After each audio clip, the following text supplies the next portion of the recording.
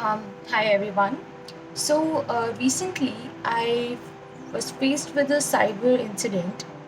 So I'm going to share the events that led to that incident, and maybe it was because of my carelessness, but I wanted to share it so that everyone can be aware of that.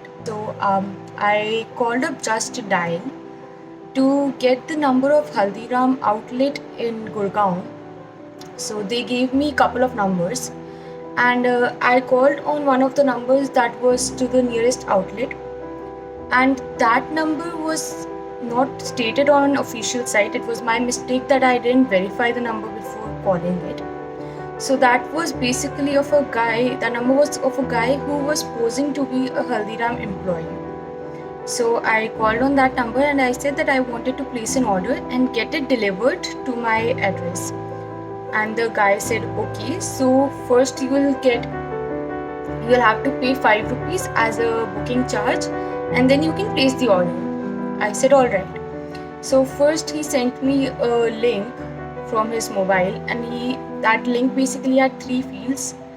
First was the name, like my name. Second was amount, that is rupees 5 that had to be debited as the booking charge, and the third was my UPI ID.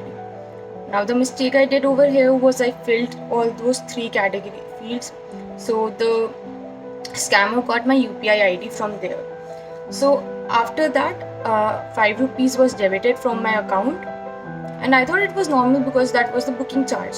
So after that, he said that now you will have to send a text message to this other number, and then you can place the order. I said okay.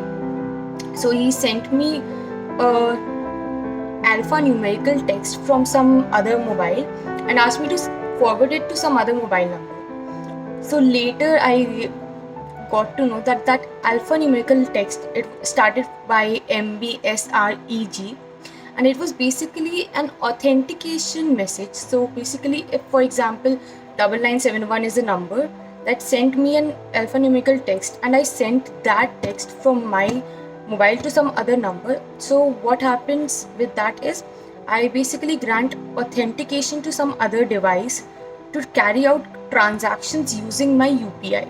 So now the scammer had my UPI and the authentication of carrying out transactions from other device, but nothing happened that day because maybe I delayed in sending the messages, so he was not able to do anything. So after the next day, he again called and said, "Ma'am, please send me the message again," because what happened was it was taking some time. So I said, "I'll order from somewhere else. Please cancel the order." And then I called some other place and ordered what I had to order. So after an interval of 2-3 hours, he called and said, "Ma'am, you have to deregister then. Since we are cancelling your order, please forward this text message again." Again, it was MBSIG, something like that. So I forwarded it for the last time. And then next day he called me and saying, "Ma'am, that was not successful. Please send a last message and then I won't bother you." I said, "Fine, all right." I sent that message to some other number that he asked me to. And then I was shocked to see that the very next day, within a minute of 2 minutes, around 5,000, my account started debiting from 5,000, and I lost around more than 26,000 in in a span of 2 minutes.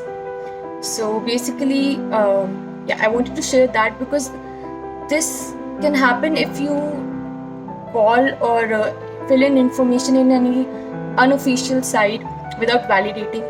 So that was my mistake, and filling in UPI in any site, that's also my mistake.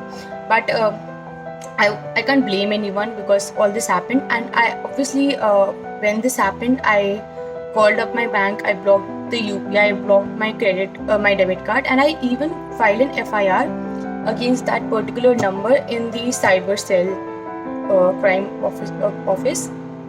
They were able to track the number as well, but they said that they can't do anything about it.